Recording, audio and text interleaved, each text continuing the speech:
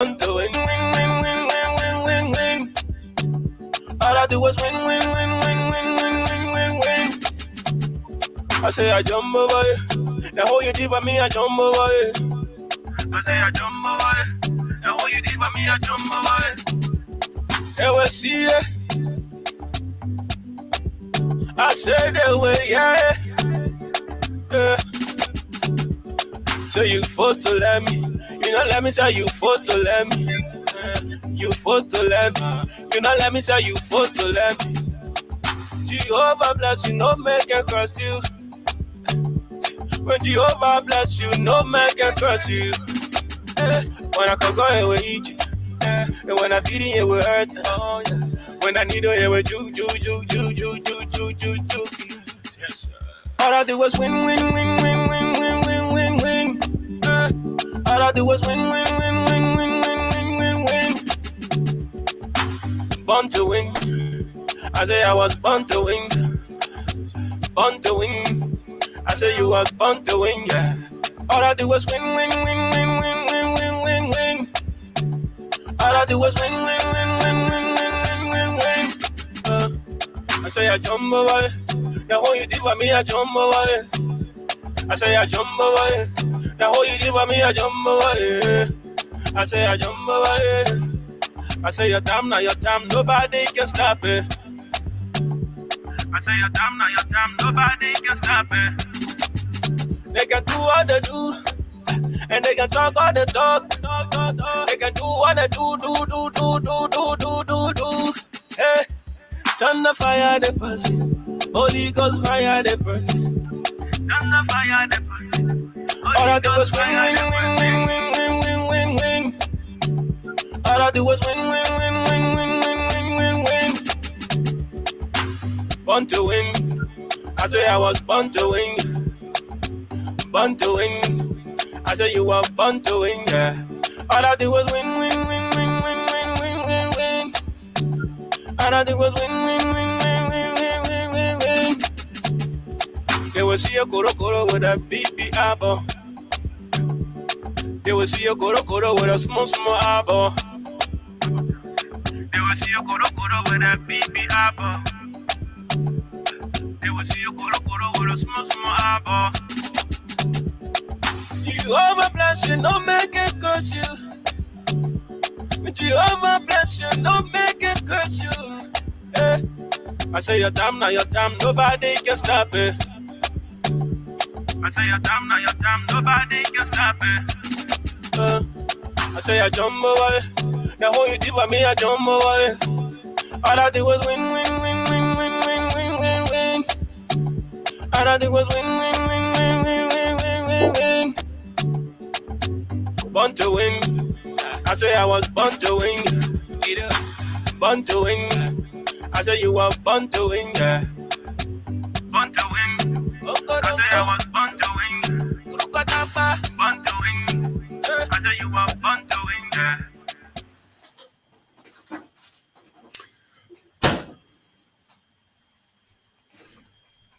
Thank you very much. Thank you very much. My name is Gibson Jeru, and I'm here again for this broadcast, and I'm so very happy that you can be there. And I want to invite you. We have to discuss some constitutional issues today. We're going to also talk about national politics. As you know, I've been quite busy and, running business in two cities, moving from one city to another. It's not easy. And so I have been away from you for a little while. And I'm trying to see if I can find a time, even an hour or two, to come on here to be able to discuss very important issues. I know my video is a little bit dark, and I'm not sure if my lighting is working pretty well. But we are here, and I'm expecting Mr. Bull Yonly to be here for us to discuss. First of all, we want to say to Honorable Councillor Tiawan Gonglo, our condolences to him and his family. He lost one of his, I think, cousins in a car accident, and I heard that on the video where he went to speak in Nima. It is unfortunate that the very place he went to speak, this accident took place. And so we know what it means if you lose a loved one or a relative. So I want to say, Namaya, we have you in prayer. I also want to talk about, finally, we are hearing that Jane Boakai has chosen, we finally heard that Jane Boakai has chosen a running mate, and it's supposed to be reviewed anytime soon. I'm told he is the son of Nima, Mr. Jeremiah Kuhn.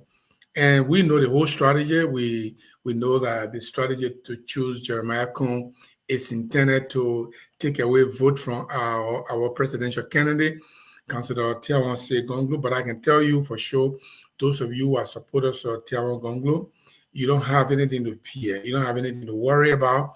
There's nothing. I mean, Jeremiah Kuhn will not take away vote from Councilor Gonglu to the point where Jane Boakai will win Nima County. What we are thinking about now is to see how we can go runner-up with George Weah. And when we do, you guys know that once Councilor Gonglu goes runner-up with President George Weah is retired. The reason is very simple. Councilor Gonglu is not a local hair with anybody. He's one of the very, very, very few Liberians who have put their life on the line for Liberians. And those of you, you know very well that Councilor Gonglu has been the kind of person who has stood up for people. He has advocated for people. He has provided legal services for people. So the student community, the media community, the human rights community, they know him. That's why if Councilor Gonglu goes one-on-one with George Weah, we believe that George Weah will be retired. And I can promise you that. Jane Boakai is a contender. We are not oblivious of our opponent. Even in opposition, we have to first of all beat our opponent before we can face President Weah. So our objective is to beat our opponent in the opposition lane. And somebody told me the other day, say, "Oh, you can't be opposition and criticize another opposition." Well, I don't know how you think you're going to beat your opponent in the opposition landscape when you can't criticize and when you can't tell the people why they are not competent or why they cannot be a better servant, better leaders than you are. You just have to say something that makes you better than them. And that's exactly what we are going to do. We're going to contrast. We're going to compare the records. We're going to compare the motivations. Some people want to be president because they know that there's so much money in there that they can get. Some people want to be president because maybe when they were vice president, they didn't have enough of what they wanted. Therefore, when they become president, they will have all the money they wanted. I mean, that's what some people's motivation. Other people's motivation is because they feel that that's the only job they can do in Liberia. If they don't become president, then they cannot do anything in Liberia. Well, Councilor Gonglu is not like that. Councilor Gonglu has served in different areas. He served as cabinet minister. He served as a prosecutor. He served in different capacity to show to Liberian people that he's not just a person who wants to be president because the idea of presidency look plausible to people. People want to be president not because they have services to offer. People want to be president not because they are people can rely on them for any solution. I mean, but Councilor Gonglu is someone who has people have relied on. He has saved people's life. He released people from jail. He represented people free of charge.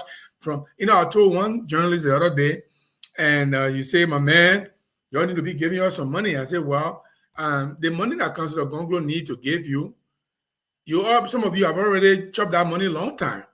The time he took to represent some of you free of charge, if he had taken that time to go and represent a business entity or maybe Firestone, maybe represent LAC, agriculture company, or represent one of the lucrative, well-to-do, rich companies in Liberia, maybe Mittal Steel, and taking contract from them and hiding their butt and making sure that they succeed while he greases his elbow. If he was doing all of that, Councillor Gonglo will have enough money to campaign. He'll have enough money to do anything you want to do. You'll be as rich as anybody can think of, because he's a competent lawyer, and he been in government. He knows what government is. He could have used his leverage of knowledge in government to say, wow, I want to work for Mittal Steel, become a legal counsel for Mittal Steel, and show Mittal Steel all the loophole in government and get away with it. But no, he didn't want to do that. He wanted to be a human rights lawyer. He wanted to be defending people's rights. He wanted to do his job. He wanted to be a lawyer. He wanted to be a decent lawyer. So, and I tell people, if Councillor Gonglo goes one-on-one with George Weah, which I'm dreaming of, I'm really, really praying very hard for that. And somebody will say, oh, why are you praying? Well, when God ready to change things, God will take the one that people think is the least. The Bible says God take the folly of man and confound men. You say you confound men by their foolishness. I'm trying to quote the Bible verse here. God will take something of less importance to men. They don't understand it. They don't know how important it is. And God will take it and make it a great one. And that's exactly what's going to happen in the situation of Councillor Gonglo. And people think that the opposition community in Liberia, if it is not J.M. Barkai, then it has to be Cummings. In fact, we just came in not too long ago, but now our name is a household name.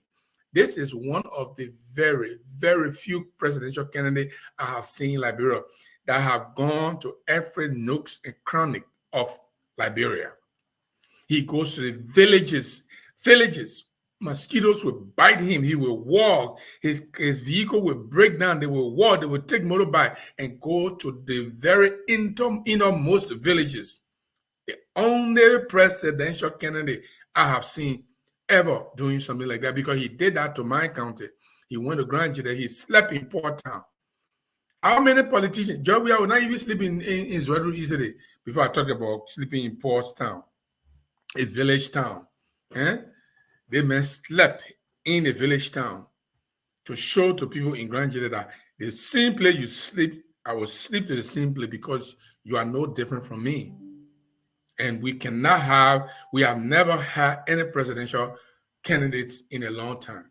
I will come back to that. But right now, we are expecting Mr. Bull Yonly to discuss the constitution of the Grand Jida Association. The reason we're discussing it today, and I'll be doing this for a longer time, we'll be looking at the constitution. I will go through the constitution one by one, verse by verse, and provision by provision, clause by clause, article by article, section by section. I will go through these things and try to provide some education based on my understanding of the Constitution. Our people, the Nigerians, for that matter, our people who do not know how to read and write, we're supposed to educate them. We should tell them what the Constitution, the law that govern them.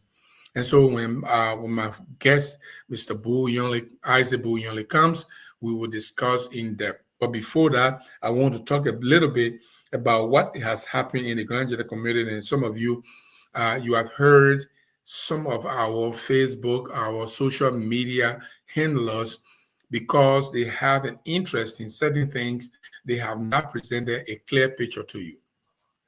And a clear picture they should be presenting to you is, the Grand Jida Constitution has a three structure. It's a tripartite kind of governance system. And when I say tripartite, I mean there's a three structure of administrative or governance system that we have in the Grand Jida Association. Well, we have the same thing in the Liberian Constitution. We have the same thing in the United States Constitution. Most of the democracies that we, okay.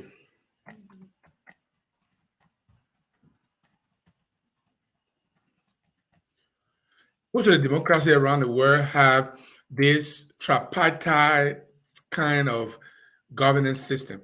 Now, if you look at the Liberian governance system, we have the legislative branch of government, we have the judicial branch of government, we have the executive branch of government. Now, these three government, according to even the United States Constitution, they are equal. They are equal but coordinate. In other words, they all have their own powers in areas that the Constitution gave them, their own authority in areas that the Constitution gave them. But the good thing about it is that they coordinate to work together. Now, in the Grand Youth Association Constitution, this other tripartite governance system that we have, one is more powerful than the other two. So we have the executive committee, which is the national administration, which is it's named as that in the Constitution, the national administration, administrative structure. They are responsible for the day-to-day running of the Grand Youth Association. They appoint committee heads, the administrative structure, they put in place administrative structure, they spearhead the executive committee function, the day-to-day running, they make budget, they execute and spend money on behalf of the government or of the Grand Youth Association. They are the protector, according to the Constitution, of the finances of the Grand Youth Association. And that's the part I like about the Constitution. It gave specific functions to these bodies, these structures in the Constitution. Now, that's the national administration. But there was something else. The National Board of Directors. The National Board of Directors has its own function. Now, if you look at the Grand Youth Association National Board of Directors, it's in two folds, as I always tell people. When I'm discussing issue with people on these kind of legal matters, I don't tend to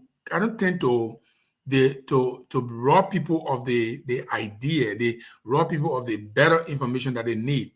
So if you look at the Grand Youth Association Board of Directors, it's in two folds. It is a legislative arm of government. It is a legislative arm of government. And at the same time, it is a judicial arm of government of the association. Now, I'll explain to you how it is. So if you look at the Grand Youth Association a constitution, the board of directors can pass resolution. They can interpret the Constitution. Something they have not really done. Something they have not really done. They can make laws. They can pass resolution if they want. They haven't done that in several instances. They're supposed to look at loopholes in the Constitution and close the loopholes. That's what they're supposed to do. Unfortunately, the board of directors that we have had over the years have not been able to do that, to play that role that they are supposed to play. Look in the Constitution and say, okay, the Constitution did not comment on this. So can we pass a resolution that will make this loophole to be closed? Now, any law, any statute, any resolution that you pass that does not infringe on the constitutional provision, it stands.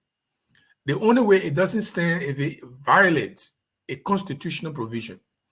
If it goes against the Constitution, it doesn't stand. But if it does not go against the Constitution, if there's a loophole and that resolution, that statute, or that law, that bill try to cover up that loophole, then it doesn't crumble. So let me try to give you an example of how the Grand Youth Association could actually pass laws that pass statute or resolution that can close a loophole. I'll give you one example of the function of the board. For instance, they say the board has the power to investigate, and the board has The board has the power to investigate,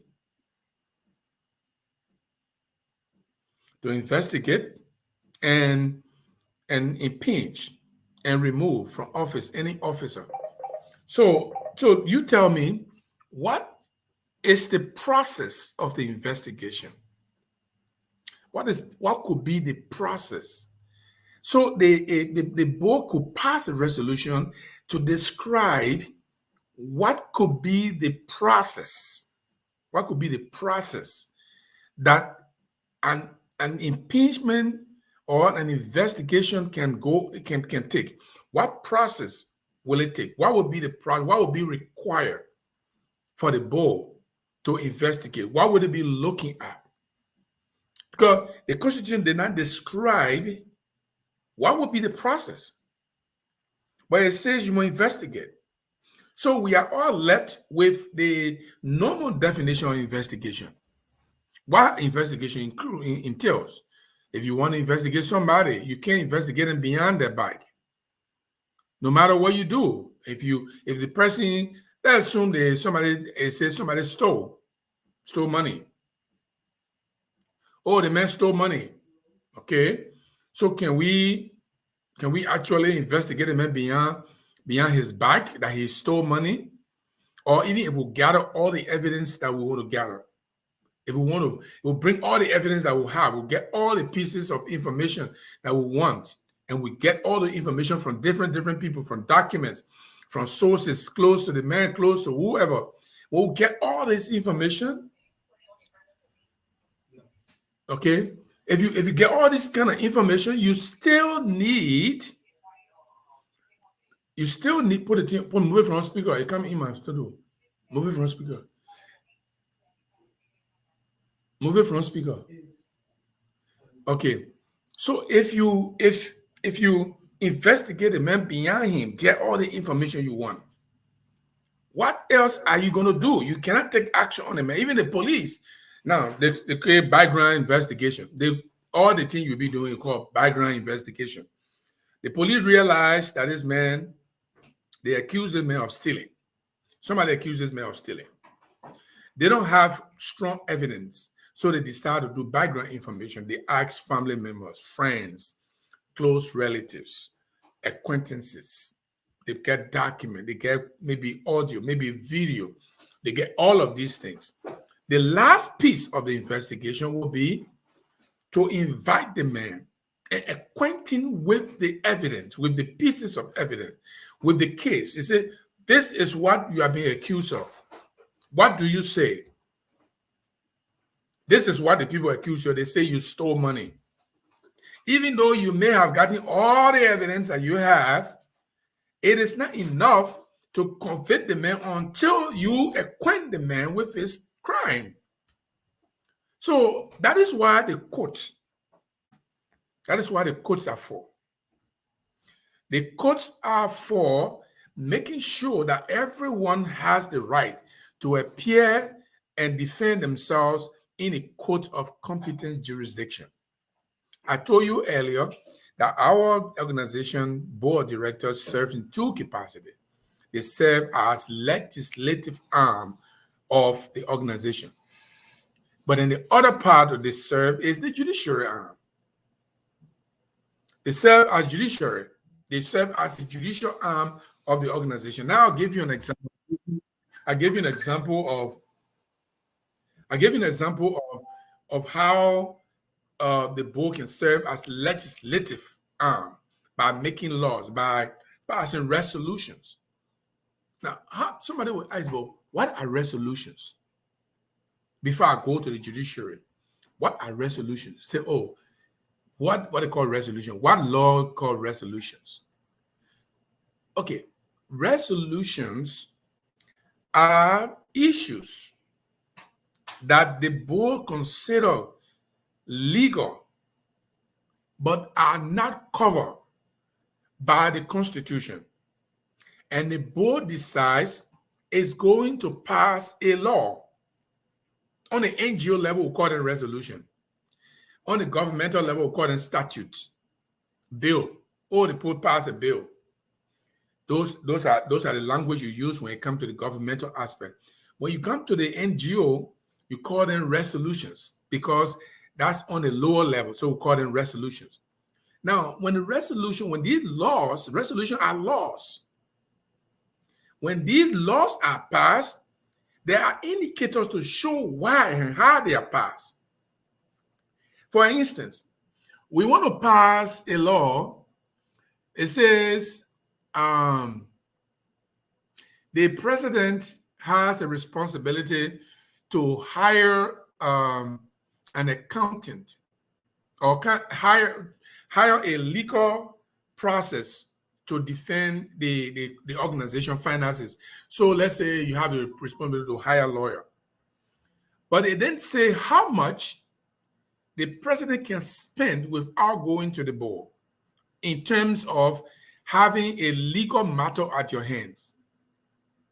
It tells you, the Constitution says if the president wants to spend some money, ordinarily, he has a certain amount he can spend. If he goes beyond that, he can go to the board. But if people sue you right now, if any organization sue you right now, and you need to file a bond, and the board does not have a quorum, the Constitution did not describe whether the president can still withdraw if that bond is supposed to be $25,000, and the president cannot withdraw $25,000 without getting board approbation. Cannot get board approval. You have to get board approval to get $25,000 withdrawn from the account. Now the board, the organization is sued. It's in court. They have to file a bond, or they have to make a legal representation. The lawyer is charging $25,000 or $5,000 to represent the Grand Youth Association. Well, but the president does not have the power to withdraw $5,000 from the account until the board agrees. The question is, if the board does not have quorum, the board cannot decide any issue. There's something on the board that is an illegal body, is an illegal nomenclature on the board called the board executive. It is the most illegal nomenclature structure of the Grand Youth Association governance system. Board executive. These people make illegal decisions. So the board has, the Constitution says the board has to have 2/3 of all members, all qualified members, all active members. Now, mind you, the Constitution did not say all active chapters. It said all active members. So we're going to talk about that in the future. And once I started this, I'm going to make sure we go to there so we can learn about that. It is a all qualified chapters or all active chapters. It's a all active members. In other words, those who are going to vote on the board must be active members. We'll get there. I was just reading it before I came on air. And it's one of the issues that caught my attention because I keep hearing people say, oh, you have to be active chapter. You have to be active chapter. But then when I read it, it said all active members. So I begin to ask myself a question, where the chapter benefit came from? So I will read more. I will read more to see. So the Constitution, in some places, does not go into details of what we need to do. So the board need to pass a resolution. Now, resolution, I told you they are laws. How are they structured? Is a resolution, is it a letter that is written by the board chairman to the president? No, it's not.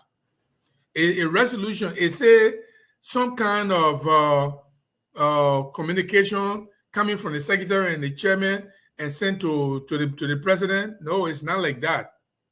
A resolution is a matter that is voted upon. When it is voted upon, the board will mention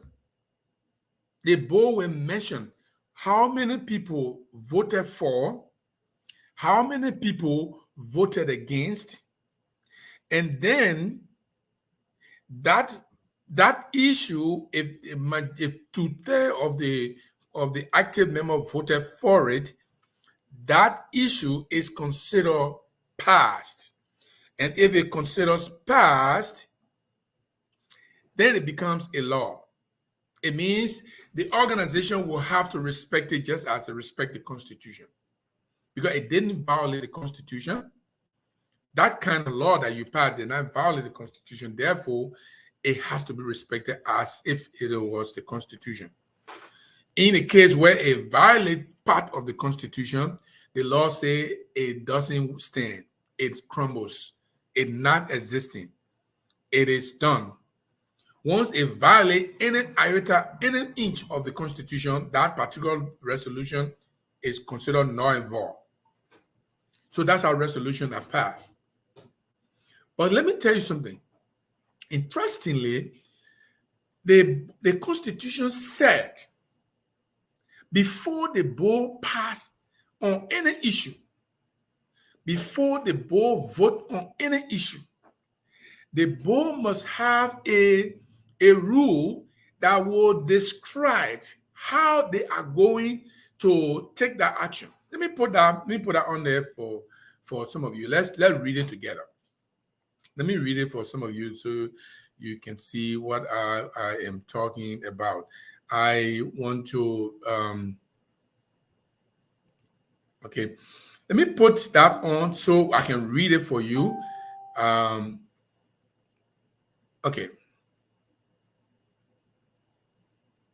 No, not this one. I'm not going to read this one yet. The one I'm going to read is from the Constitution. So let me bring the Constitution. So the Constitution says, interestingly, in fact, I have it here. Why will I want to what it called? The Constitution says, Article 5. You know what? I will put on the screen. Just hold on for me 1 minute. I will put on the screen for you so you can have an idea of what the Constitution says the board should do. Okay? GGAA Bull. GGAA Bull. Okay. So I will put on the screen so you see what the Constitution says that the board should do. The board should make sure to do before it can take a decision. I'm going to put that on so you can see that right now. I'm going to put that on so you can see that right now. There's it right there. Okay. Let me put it on. The Constitution, Article 5, Section 3K. I want you to pay attention to this. Duties of the bodies, that's the headline for the Article 5.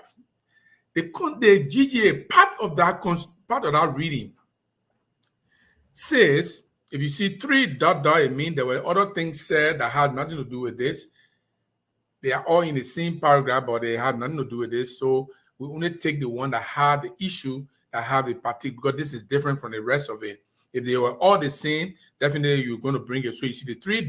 mean there was something else said that had nothing to do with this, and we just capture this part so you can understand. We don't want to read a whole bunch of articles, whole bunch of sentences that got nothing to do with this, and then we'll confuse you on top of that. So we take the one that has to do with the topic we are discussing, and so we read it. So, but I gave you the whole chapter and the whole section so that if you have time, you can read it for yourself. So Article 5, Section 3K, it said the procedure. Let's see, the procedure for the conduct of investigation. I told you earlier, the Constitution said the board should investigate. But the Constitution did not prescribe how the board should investigate. But the Constitution mandated the board to put something down in their rules that will guide them how to proceed. It's not for us. It's for them to know how they proceed so that when they are deciding on an issue, when they are making decision on an issue, The Constitution says if you want to investigate anybody in the union, you must write. There's a procedure. The board should have a procedure. Let me read that for you, and then we go to explanation. The procedure for the conduct of the investigation and actions to be taken by the board in case of a guilty verdict shall be clearly stated in the rules of the board. So the board, what the board should do is, now after I read this part of the Constitution, I went back to the board rules and I began to read. I read our board rule. I eating this. So I began to go back again, and it brought new light to me and say, okay, let me go back. Maybe the board has a procedure, an explanation, a way of how to investigate. The board doesn't have anything in the rules. Now, that rule is not to be used against people who are not part of the board, but it is a Bible for the board by which the board can function. So the Constitution says, you know what, you board members, you must put it in your own rules. There are other part of the Constitution that the Constitution says the board may write its own rules and say nothing else. But in this situation, it says in your rules, you should put it in your rules, the procedure of how you're going to conduct an investigation. Or if you are going to find somebody guilty, you have to show a clear pattern of how that person is found guilty. So I sat down for long and I said, too many things have been going wrong. Too many things have been going wrong. We've been looking at them. We've been allowing them to go. So our board got emboldened. And if I use the word emboldened, I mean relaxed. They feel that it's nothing. Nobody will do anything. So they go ahead and do the same thing wrong over and over and over and over and over. Do you see what the Constitution said? Article 5, Section 3K. Let me read it one more time. The procedure for the conduct of the investigation, how you do the investigation, it must be clear in your board rules. So when somebody asks you and say, how you did your investigation, you say, well, our board rule says when we are doing investigation, we should do this, we should do this, we should do this. The Constitution mandated the board to put it in a board rule as a mandate that before they can do any investigation of any officers, they must have a clear pattern. It must be stated clearly how they do their board, how they do their investigation, and what kind of action they took. If that action is a guilty action, they must state clearly how that person is guilty. But recently the board issued a letter from behind the door. They just went in their own corner. This is a letter, a consequential letter. And I want to bring it to your attention. When I say consequential letter, sometimes people, when he speaks in English, you got to bring it down because I'll open it plenty. When you say consequential letter, whenever the board is taking an action to suspend, which I don't know if it's in the Constitution, to dismiss or to impeach, once the board is to remove, to approve anybody who was recommended for confirmation hearing, at any time the board is taking an action, it's a consequential action. That means any decision the board makes will either affect somebody negatively or positively. Therefore, because it's going to affect somebody negatively or positively, the board cannot just take the decision anyhow they want to take it. They have to be careful. That is why the Constitution said, if the board is going to deal with somebody, if it's going to investigate somebody, if it's going to take a guilty verdict on somebody, the procedure of that investigation and the procedure of that action they are taking should be clearly written in their own rules to protect them. To tell the people who they are taking the decision against, if they want to challenge it. You know why the Constitution do that? The grant the Constitution, we keep saying it is not good. And some people say, oh, it's not good. But the people who wrote the Constitution, I think they are smart. The people that wrote the Constitution, I think they are smart. They thought of so many things that we don't see today. When you take action against someone and the procedure is not defined in your laws, in your Constitution, in your rules, in your regulations, in your resolutions, if the process is not defined, there is a potential for lawsuit. So the people who wrote the Constitution say, you know what, we got to be careful. If we just allow the board to go and suspend people or dismiss people or impeach people or do anything they want to do without describing the process, it's a possibility that people will issue lawsuits and will always be in the court.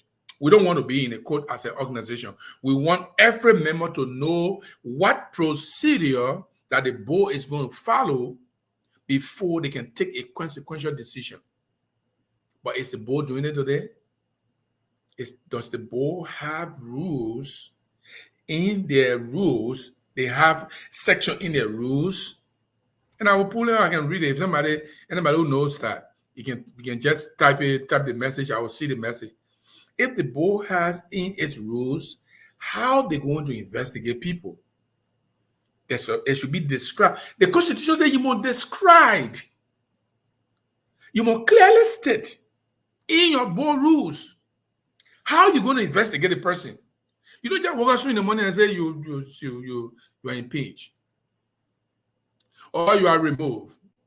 You should, if that person is going to be found guilty by the board, the Constitution demands that the board should have clear pattern, clear procedure that everyone will see, that they can go to and read and say, this is the process the board follow. Or even if something happens and the board is supposed to take action, they say, gentlemen, we know the board is going to take this process. They're going to do this, they're going to do this, they're going to do it, because that is the process they can take before they can reach to this decision. Before they found somebody guilty, they go through this process and this process and this process. But do we have our board? You know why we don't have that kind of processes? Because some of the people on our board, they don't even know why they are on our board. Some people on our board don't even know. They don't know their function on our board. The only reason why they are there is because their chapter sent them there. I have engaged so many board members. And I wonder myself, I say, really? Really? Really? Is this person your board member? The person asking me questions. So we the board and what we do now? Are you kidding? Before you go on the board, at least you read about it. If you're not able to read, you ask people about it. When you become board member, what are your duty? Ask me before you become a board member. You can't be on the board when issue come out, then you call me and say, Brother Gibson, so we the board member and the way they think looking at it, and then what we do now? You never get that kind of question too? No. You can't ask at this time. You should be able to read about what you are doing. You should be able to ask people about what the board, the function of the board is. And a lot of people on our board, they don't even understand, they have not read the Constitution. I can name 3 board members that are friends of mine. Friends of mine. Well, we're not too close, but we are buddies. We are friends. 3 of them, I asked them, how many portions, how many chapters, how many sections of the Constitution you sat down and read? I mean, I beg you, that thing I get down to reading. Hey, bro, my man gives you you're law beneath that everywhere you carry a law team. My man, I get down to read that thing. They are put away read it. When they read it, they'll tell us. People like that on your board. How can they even pass a resolution? How can they even know what to write? How can they know how kind of procedure to put in place? How would they know? The people don't know themselves on the board. They don't know what they are on the board for. They are there to exert power. They see themselves as power wielders. You know what power wielders are? I'll tell you something. You know what a board should be doing? An NGO board. An NGO board is supposed to be bringing money to the organization. You know how they bring money?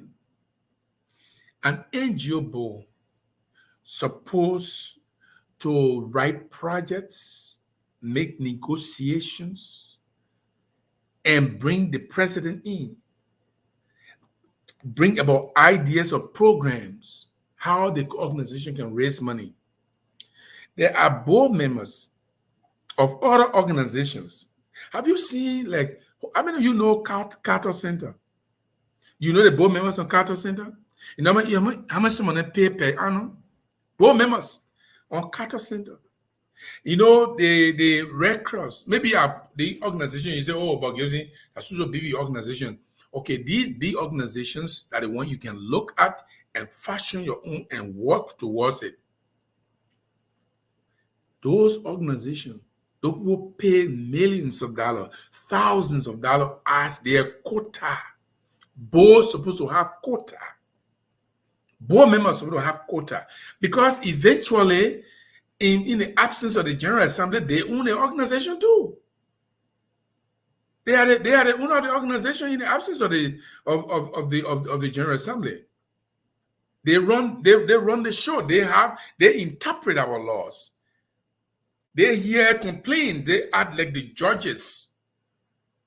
So they have a lot of job to do. But our boards see themselves as power wielders. Oh, we are bold. We can take any action. And when we take it, we'll stand by it. Even if we're wrong, we'll stand by it.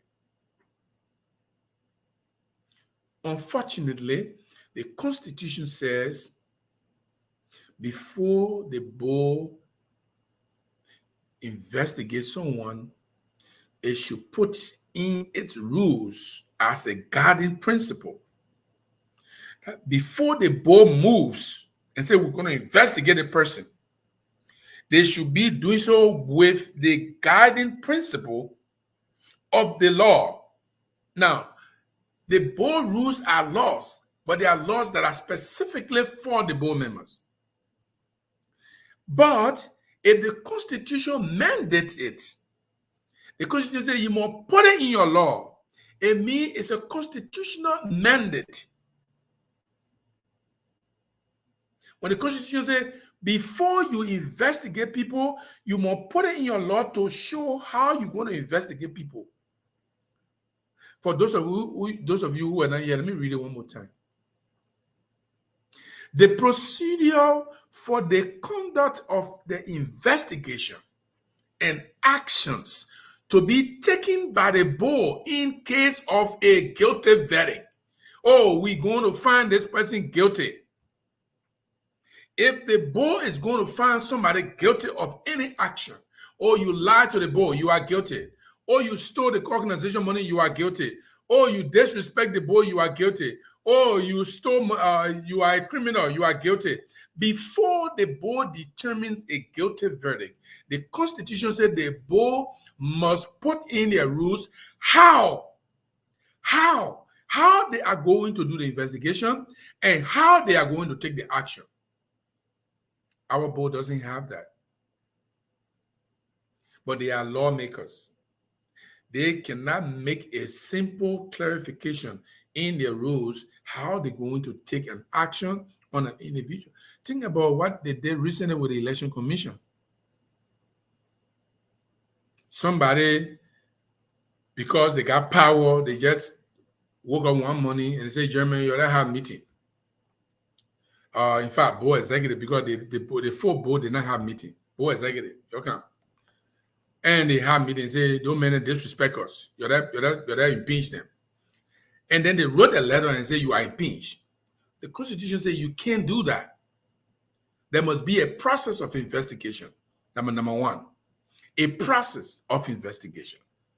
The board must have a process of investigation. But let me put out there. Let me read that for you. What did the Constitution say about investigation? In Article 5, Section 3G, and I put a whole section there because we are talking about the whole section, and so I put a whole section there. In Article 5, Section 3G, it states the Constitution of GGAA honor duties of the principal bodies. I want you to listen carefully because these things are intertwined. When you're reading the Constitution, you read it in concert. You read it in concert. We'll soon bring our man, Bull Yonly, right now. We'll soon introduce him, but let me just finish your day, and I will bring our Honorable Bull Yonly on right now. The Article 5, Section 3G says, it means the bull shall have the power to investigate. And what did the Constitution say about investigation? It said the procedure of the conduct and investigation must be clearly stated in the board rules. So the board can investigate, but the process must be clearly stated how it's going to do the investigation. And then reprimand any elected officer or a board member for serious breach of trust, such as embezzlement. You eat the organization money. They give you the money, you chop it. Misappropriation of organization money. That means they gave you the money for you to go and buy generator for Martha Todman Hospital. You didn't buy the generator. You went and bought chairs for one school. That's a crime. You misappropriated the money. Or you use the money for something else. You buy clothes for your children. Prolonged inactivity and gross ineptitude. You been on that organization. They appointed you to do the job here. Long time. You can't do the job. You're just sitting down there. You're not doing the job. The board can impeach you for that. But the Constitution says before the board impeach you, they must investigate you. And the Constitution says before they investigate you, they must have a clear pattern of how they're going to investigate you. Bribery. You go and bribe people. You take bribe for you to do something for the organization. Habitual drunken there. You are a drunkard. Every time you're in a gutter, laying down there. Conviction by a competent court of jurisdiction. Oh, you are a criminal. The other day, the court convicted you. Those are issues that a board can impeach for. But before we go any further, there was somebody talk about a specific item of the board function. Of the General Assembly function. And he said, interestingly, I listened to it, and I like the way he put it, and I brought it here for us to talk about it. People keep saying, oh, before the General Assembly, before they can take any decision, it got to be 30 days. It got to be 30 days. Honorable Bull Yonly says, you are all lying. Let me introduce my man, Bull Yonly, here.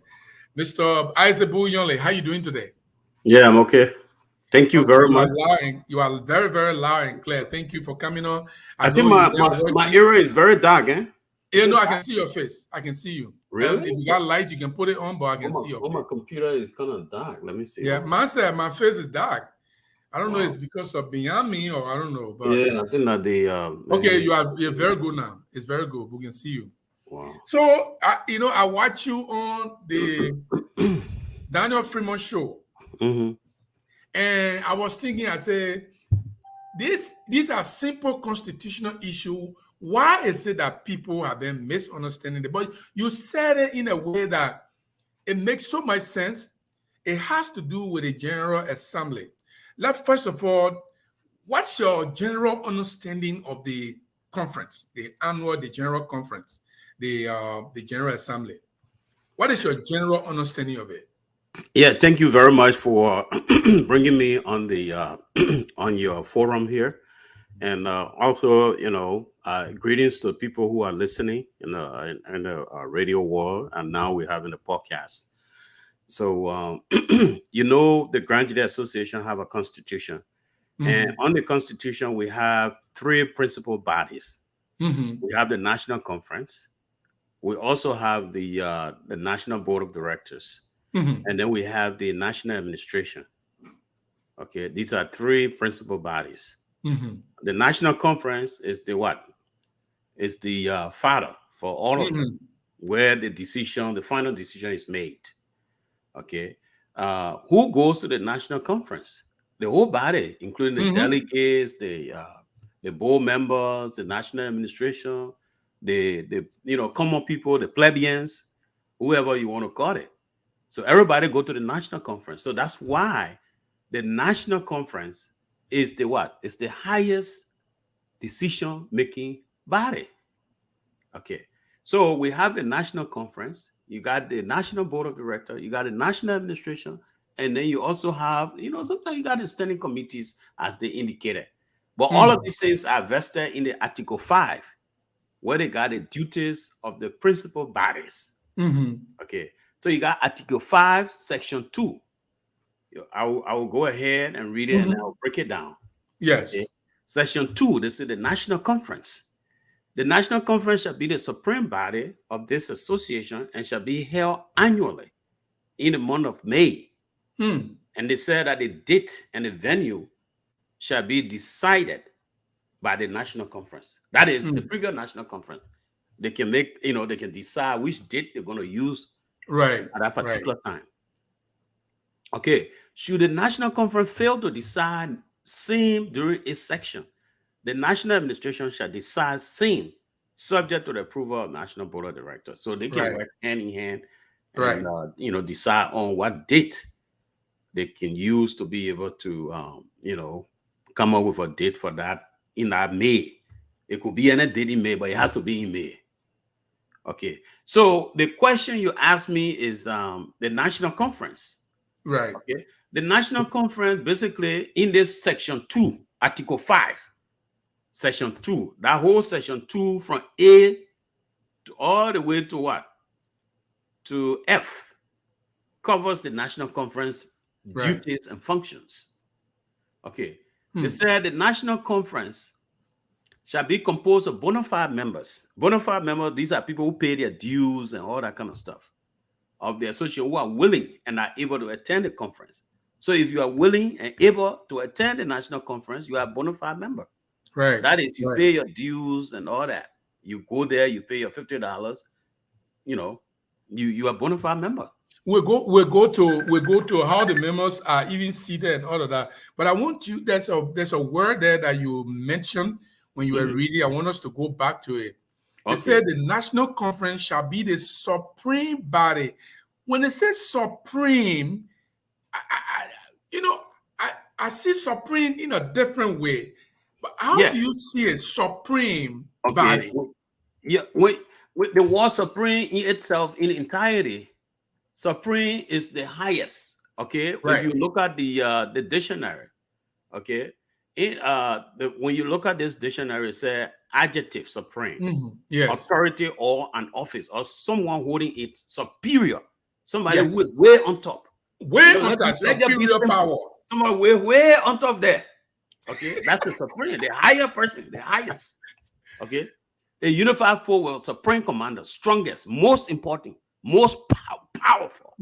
You see that? You can even use the word powerful. The most powerful. The most powerful. The power. Yeah, the power is invested in the national conference. So on and track, they reign supreme, very great. You see that? So that's how we define supreme. Okay. So they are the supreme body. Okay. Is there anything beyond supreme that we can say we refer to? Is there anything else beyond supreme in that kind of situation? Yeah. Beyond supreme, I'm going to say that's where all decisions are made. Right. Okay. That's where we can what? We can solve all our problems. You see that? So some people talk about constitution. Your brother told you were cool, go out and we're talking about 30 days and all that kind of thing. I mean, it's okay. When you talk about 30 days, you're talking about. Let me play something. Let me play something that your deliberation that you made on the show with Daniel Freeman. Let me play that. Okay. And let the people. I didn't know you were listening. This is what you said. Let's play that. You are stopping people from registration. They want to go there and decide whether there will be a convention or not a convention. So people must stop doing the registration. We have to go to, the point, right? The membership committee extended the deadline to 1 more week Yeah, No, the but then deadline is this Saturday. no, but then you can't put them. Nobody should register them when you go to convention. I mean, go to the place No, there. sir, nobody should register. You know, no. Give them hard for. That's what we want to be clear. And we live in a democratic society. Okay, we have a constitution, and I read some of the constitution here. Okay, Article 5, Section 2D. Continue to read that. Okay, we have the forum for planning, evaluation of program, review of progress, disputes, all these things at the national conference. A simple majority of the vote cast by eligible votes, people that come there at the conference, shall be sufficient to dispose of any matter. That's what the Constitution said. I'm Bull Yonly saying that of any matter. Okay? Let me. So basically, Since you said that, let me play that part. Let me put this on the screen, the part of the Constitution you were referring to on Daniel's show. Because maybe when you're talking, the people think you talking from the sky, blue sky. Oh, the man you're talking, you want to confuse us. But let's put it on the screen. This is what you said on Daniel's show, and you were talking about Article 5, Section 2D. Yep. Honor the duties of the principal body. Say, in all. Look, yep. I won't stop here. Did they say some? No, they say all. They say all. Okay, so now we know that there's not some, there's not few, there's not any. They say, in all of the national conference, a simple majority of the votes cast by eligible voters shall be sufficient to dispose of any matter. Look, I'm making a mistake here. Any. Yep. So when they say any matter, do we have some matter, maybe few matter, or majority matter? I want you to elaborate on that, because our people, they don't believe until they see. Yeah, just hold on. I'm just trying to put something here. I'm trying to share this thing. Okay, hold on. Let me see. You want to share the Constitution part? Okay, yeah. When I say in all matters, yes. Okay, the officers, let me go back to where I was, reading that thing here. Okay. I can share it for you. I can share it for you. Yeah, go ahead. Let me share it so the people can see. Mm-hmm. Let me see here. It look like, okay, I think you do. I think you it look like I'm not doing well. Let me see. Yeah, but I have the Constitution, and I wanted to share it. Yeah, you know, because you have the power to share it, because you are the I didn't get. You don't have power. You don't have power to share. No. Okay, next time when you come here, you will share. I will work on it and make it liberal so that people will be able to share. Okay. Oh, I see a share screen. Let me see. Let me try that. Let me see share screen. Okay. Try and see if it will come on. Let's see what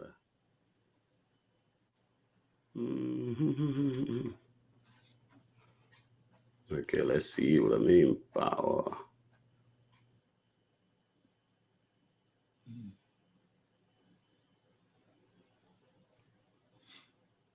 Okay, I think he's backstage and trying to share the Constitution, because sometimes it's good for people to read.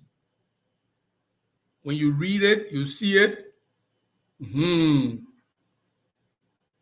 I want to share it, but I can't.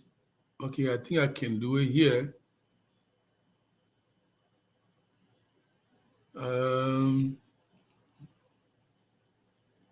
Okay, I can. So let's see if he come by. Now, what we are talking about, for those of you who are listening, we're talking about the power of the General Conference. Many people in our community have said that the General Conference need 30 days to dispose of any issue. No, we put that on the screen too. We put that on the screen. The only thing that the General Conference need 30 days to circulate the administration needs to circulate is when there is an amendment that is taking place. That amendment means when they want to change some part of the Constitution or they want to modify some part of the Constitution, then you can share the Constitution with your chapters. 30 days. The Constitution says share with the chapters at least 30 days before the convention so that they can have an idea of what they are going to amend. That way they come and make responsible input. They make valuable input. Because if you just go to the convention with the Constitution is not something that you just read overnight and you're able to just make an input. No. So those who wrote the Constitution, they try to tell us that the Constitution, before you change administration, you can't just go soon in the morning and say you change it, because then the people will not know exactly what in the Constitution. The people will not be able to determine readily how and what they should put, what kind of suggestion they should make. Therefore, the Constitution provides that before you change the Constitution, before you make any amendment in the Constitution, at least you must share with the chapters, not individuals, chapters. Share with the chapters, or we can give it to individuals, it doesn't matter. I mean, it still helps, but you must share with the chapters 30 days so that everyone who receives it will read it. I mean, within 30 days, if you read the Constitution, the part of the Constitution is going to be amended. Right now, we are trying to change the whole Constitution. We are rewriting the whole Constitution. So revision. It's not just an amendment. It's a revision and revising of the Constitution that is going on now. So don't go tell somebody, say, oh, we're doing amendment. No, amendment is some portion of the Constitution that you want to change, or you want to modify, or you want to add something or subtract something. So we call that amendment. But what is going on right now, the committee that was set up, what they are doing now is called review and revising. It's reviewing the Constitution and they are revising the Constitution. So they are touching every part of the Constitution. And it is very good for the Constitution to be distributed among the chapters so that I have a copy, I've been reading, I'm promising that I'm going to send my suggestions to him. And I'm writing my suggestion to make sure to indicate the chapters and the sections. But you all can do that. Or when you go to the convention, at least you have an idea. Ask your chapter president. They should all have the Constitution. They should share with members. They should make members to have it, because it's not something you should keep behind the house. Every member has a responsibility or has a right to have that Constitution to read it so they can go and revise it or review and revise it. So that's what we call amendment. On the amendment aspect, the Constitution says before you do the amendment, before you do any amendment, you should share the Constitution. You should give notice of the Constitution revised or amendment 30 days. But unfortunately, some of our brothers don't understand what they have been reading. So they think that everything needs 30 days for the General Assembly to take action. No. Let me put on the screen for you while Honorable Bull Yonly is trying to come on. The Constitution says in Article 5, Section 2D, in all deliberations, when they call deliberation, let me move it from the screen a little bit, because we have to do all of this thing to help you to understand what is called deliberation. In the meeting, when they are discussing issue, that what they call deliberation, they just put B-level word there. That some people who don't know that just legal word they put inside deliberations, political word, legal word. So when they say deliberation, so don't be confused. It means meeting. When we go to a meeting, we're talking our thing in a meeting. That's all it means. It doesn't mean nothing else. In all. It says in all our meeting, in all national conference meeting, in all our deliberation. One, what will happen in all our deliberation? What will happen in all the deliberations? In all deliberations of the national conference, a simple majority. What they call simple majority? Now, These are important things for you to know. Simple majority. So let's say we have 300 people at the convention. 300 people. Or we have 350 people at the convention. But let me make it 300 to make it easy for myself. So 150 is half of 300. 151 is called simple majority. Now, under the legal practice, simple majority, it can be any number. It can be one person above that break the tie. It can be two people that are on top. It can be three people. It can be 10 people. Once one of the figure is more than the other figure, that's simple majority. So if the whole conference have 300 people attending, and we put on the floor and say, let me give you a really tough one. Let me give you a really, really tough example. So you will go on scratching your head, and then you ask somebody else who knows about it, and then when they tell you, you say, dang, our brother Gibson really know that stuff here. Let me give you an example. We go to the convention. We are discussing actions of the board. Oh, what the board did was not good. The board shouldn't have taken that action. The board was right. The board was right for taking the action. We got two sides arguing somebody says, well, Mr. President, we got two views here. I want to make a motion. And the presiding is the president, not the board chair. The presiding. And the presiding who has because we're not revising Constitution where the board sits. When we're revising the Constitution, when we are reviewing the Constitution, we are amending the Constitution the board will coordinate, will initiate, will do everything. So that time the president go aside and the board is taking over until that revision aspect is finished or that amendment part is done. But when we are not discussing constitutional amendment, that we want to change something in the Constitution. Oh, there is this thing in the Constitution, that clause in the Constitution is not good for us. Let's change the clause, that amendment we're talking about. If that is not what we are talking about, and there's an issue in all deliberation, not some. No, maybe you didn't hear me. Let me put it back on the screen for those who have bigger screen. In all deliberation, in all our meeting, in all meetings of the national conference, that's what deliberation means. In all meetings of the national conference, a simple majority of the vote cast by eligible voters shall be sufficient to dispose of any matter. What does it mean by dispose of any matter? I will come there because if I don't explain it, somebody will lie to you and they say, but Brother Gacy not explain that. What made the person lie to me? So we go to the convention. All matter. I gave you an example now. So one side said the board was right. They were right by moving the election commission. I'm giving you an example, that recent example. The other person said, no, the board not right. They're not supposed to move the election commission. They violated the law. The other person said, no, they don't violate the law. They do everything in the law, according to the law. At two sides now. Somebody raised their hand on the floor and said, Mr. Presiding, yeah, I think we have two sides here today, and I want to make a motion for us to move forward. And the president said, what's your motion?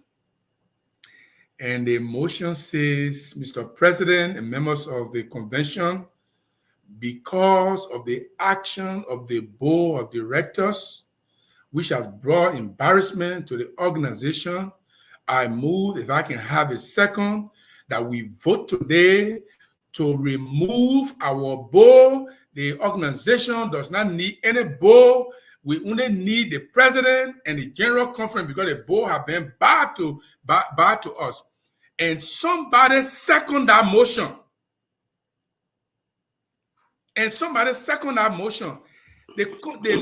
By procedure, it has to go to vote. And when it go to vote and that vote passes, it means that vote is held and the board is gone. But let me go back to Honorable Bull Yonly. So you were trying to, did you find a way to share it? Yeah, I mean, because I had to transfer computers, so I was using my other Okay, computer. Yeah. I see. So the other one, that was the The iMac. Apple. I'm using the MacBook Pro now. Oh, So that's your area. That's your mean computer there. so this is my new one. I was trying the other one. Yeah. Let's see. Present. Okay. Let's see. Present. So Okay. let's see, and I don't know. It has to be on the desktop. I usually do it with my dual screen, but I don't Okay. have dual screen right now. Okay. Let me see. So Share screen. Don't show. yeah. Okay. Let's see. Okay. Let's see. Whatever. Okay. So open settings. Oh, you want me to allow? Okay. Let's see. Oh So yeah. I got a lot of securities on this stuff, so that's why. I know, right? If it Okay, comes to me to allow you, I will allow you. Okay, let's see my watch. Okay, the password is gone. Okay, so go later and see what we got here. Can you see it now? Not yet. Oh, okay. It's You gotta showing hit on my share. email. Let me see. You gotta hit share. So I'm gonna wait before it comes through. Okay, let's see I here. myself try to share it, but Okay, let me see. Go to system, unlock the selection, unlocking the button. Oh my God. Because of this security thing, I put on those things. let me see if I can put it. Let me see if I can put it up. Yeah. Why are you looking? Why are you looking? Let me see if I can do it. Okay. I think I have something. I got some kind of way to do it. I've done it many times. I hope I can do it again. Okay. And the Constitution, GGAA Constitution, GGAA Constitution, right here. And let me open. And okay, I think we have it. Okay. Very good. I think we have it. Let it come on. Let me see. It's reading. Okay, let me put on the screen. All right, but it's small. I mean, I mean, I got it here too. So yeah. go to section 5, article 5, article Okay, 5, section 2. Okay, let me go to Article 5. Section 2. Mm-hmm. Section 2B. Section 2. 2B to D. Okay, I got section 2A, section 2B to D. Yes. Okay, I got it. To all the way to E. Okay. Okay, so you want me to read it? Yeah, this was the thing I was talking about. Okay. Mm-hmm. The president, Yes. Mr. Yubote. Yes. Mr. Yubote has the power to be able to bring his people together in a way that the power is vested in him at the National Convention. He's going to prepare the agenda, okay, after deliberation with his corps of officers. Right. They will come up with the agenda. And also, after, interacting with his members, the officers, and also soliciting, ideas and other things from, the GGA, public. Right. Mm-hmm. And he will come up with the agenda, and then you'll present it at the convention, at the national convention. You also have a secretary. The secretary will be there too to take, notes, to make sure that he take notes of people who are bringing in, their grievance. Mm-hmm. And then all the grievance, they'll put it together. And if necessary, they'll put it in votes.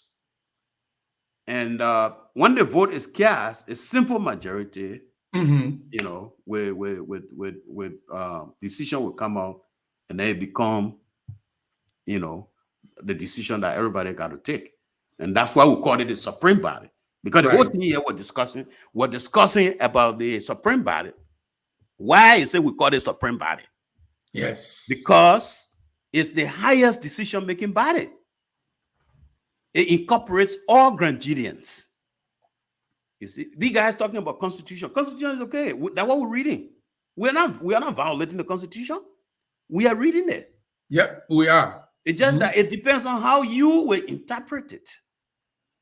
You see? So when the people arrive at the convention, the president presides, he read the agenda, and he go with the agenda step by step. Right. And people will come and bring in their grievance. And their grievance will be taken down with notes by the secretary. And that time will come, they'll put all those notes together, and then people will vote on it. The simple majority of votes cast. And people don't understand what simple majority is. Even if that one person and more than the other people who either vote against and then for, and one person or two people more than the other people, Yes, that's simple majority. that's simple majority. Very good, you got it. And that's what it is. Okay, let me go back and read let me read it over again. Yes. Because people, everybody looking at us and they think that we reading from let me put it on the out of screen. space. So let me put it on the screen so you can read it. Okay. They say in all deliberation. Let me see what you got. Let me read from yours. Okay. Oh my, yours is looking big. I mean, I don't know. The words are big, so I don't know. Maybe I could read my own, or maybe you can make it smaller a little bit. It says because Article 5, Article 5, Section 2D. Yeah, but you said in all deliberations of the National Conference, okay, a simple majority of the votes cast by eligible voters shall be sufficient to dispose of any matter. What is dispose? What a big word in that put there. So dispose. Okay, if you look at the word dispose, is to finish, to come up with a decision. Okay, dispose is to what? To get rid of. You see that? Yes. So when they are disposing something, that means to say they finished with it.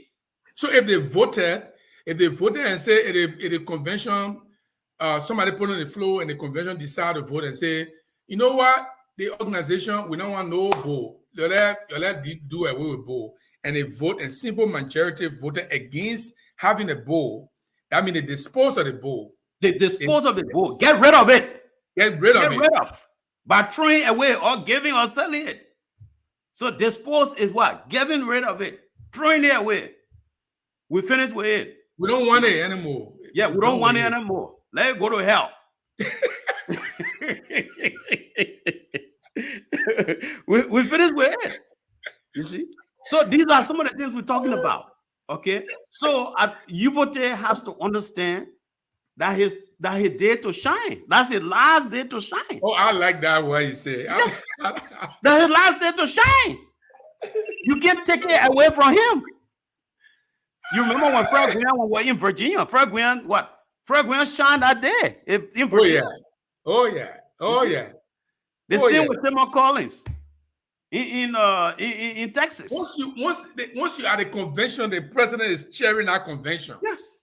That's the time he has all the power to inform, to mobilize his people to do something that he believes that is in their favor, not to do it wrongly, but to do it something to bring the people to their realization of why he actually intend for the convention to move forward.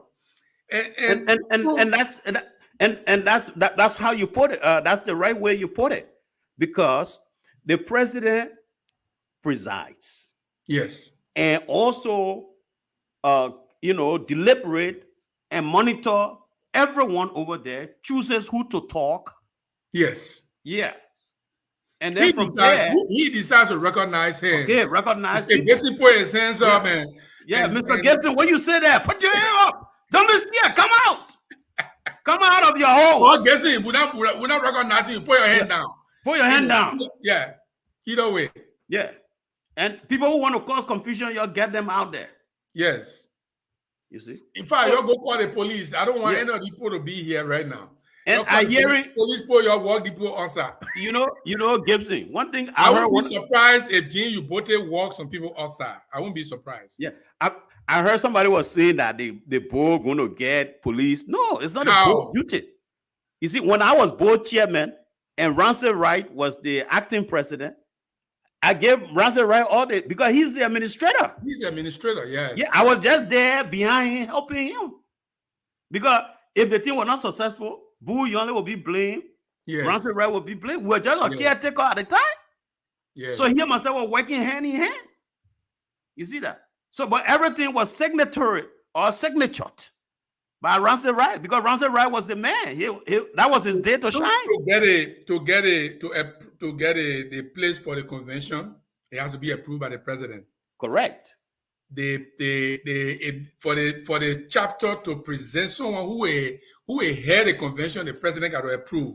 Correct. So everything centers around the president because he Yes. runs the day-to-day affairs. Yes. So if Jay Ubote decides and say, let's talk about the white ballot a little bit, Yes, maybe okay. not because we are against it or we are for it. Maybe not because you are for it or you are against it, but they just discuss let's play devil's advocate and stuff like that.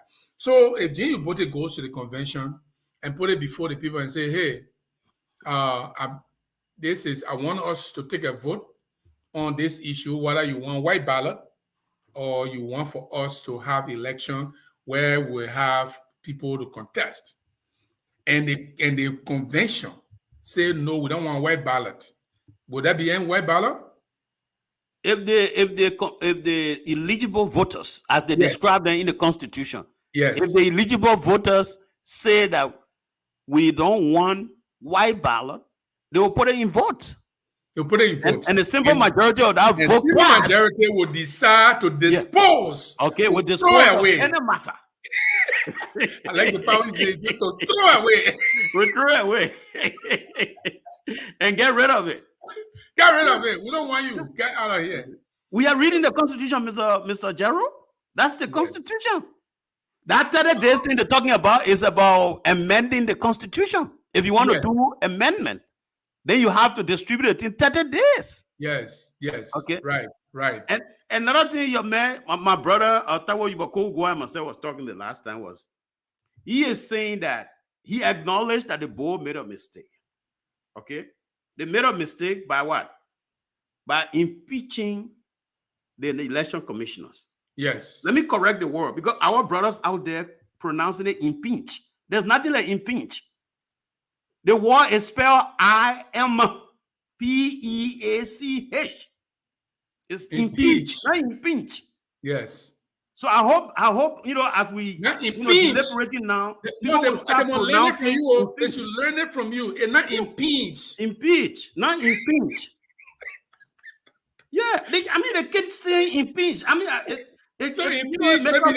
We're educated people, man. I think I know how to spelling it because the way they pronounce it. IMPINCH. No, it's not impeach. It's impeach. It's impeach. That's why it is to impeach somebody's character. Yes. To charge them with a criminal offense. Yes. So Yeah, they let keep me saying read the impeach, portion. impeach. Okay. Let me read a So- portion that talk about Yeah. amending the Constitution. Yeah. Okay. Hold on. Let me just finish. He said that he acknowledged the vote made a mistake by impeaching the election commissioners. Okay. And then number one mistake. Number Yes. two, they went ahead and appointed election commissioner. That's number two. But he is saying he acknowledged that. But He he acknowledged is the saying first one, that, but I don't acknowledge the second one. okay, he acknowledged both of them, but he said that even though they made a mistake, but we should go ahead with that mistake. Oh, yeah. No. We have to arrest them there. We have to go back to the drawing board. But the law says, it's saying law, whatever is not done legally, Bull Yonly, whatever is not done legally, it's not done at all. Yes. In other words, if you don't do it legally, it means whatever you do, it got to go back. You got to go back. You got to So, go back and fix it. If you want to impeach the election commissioner, there's a process. It's investigate them. And why is it important to investigate them? Because you don't want to take action on somebody wrongfully. Like the court, before the court convict you, they have to make sure they give you the chance to speak, to allow you to defend yourself against your accuser, to face your accuser. So, I mean, I don't know how the brothers can agree that the board made mistake, but let's leave it and let that go ahead.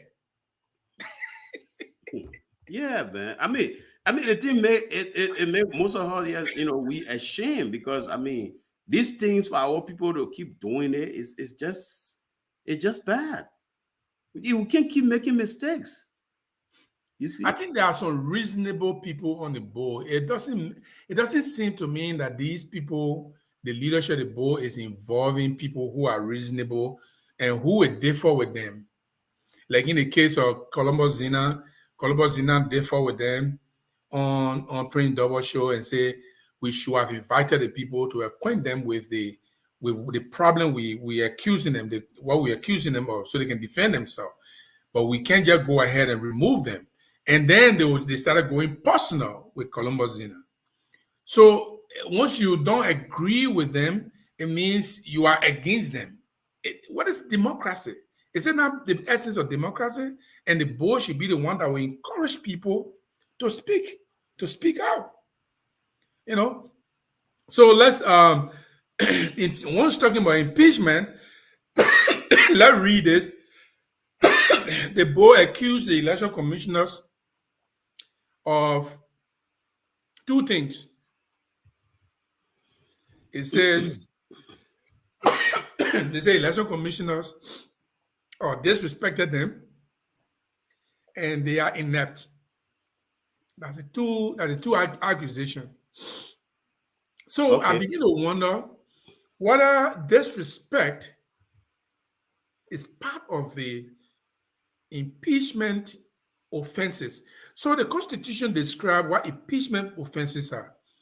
Article that's Article 5 here. Yeah. Article 5, Section 3G says.